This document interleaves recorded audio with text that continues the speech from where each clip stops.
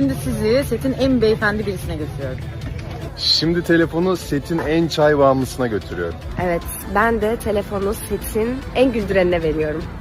Telefon benim hakkımda ne söylediler de geldi bilmiyorum ama ben telefonu setin en yakışıklısına gönderiyorum oraya. Hadi bakalım. Şimdi telefonu setin en enerjiğine veriyorum. Pardon, götürüyorum. Hatta getiriyorum. Setin en melankoliyi. Gidiyoruz. Merhaba, şimdi telefonu setin en telefon bağımlısına götürüyorum. Öncelikle bana setin en telefon bağımlısı denmiş, bu bir yalan. Ben setin en sakır ve en uykucusu olduğumu kabul ediyorum. Setin en anacına veriyorum telefonu. Şimdi telefonu setin en çalışkanına veriyorum. Merhaba, size önce bir şöyle harika Civre limanını göstereyim ve sizi setin en disiplinlisine götüreyim. Buyurun.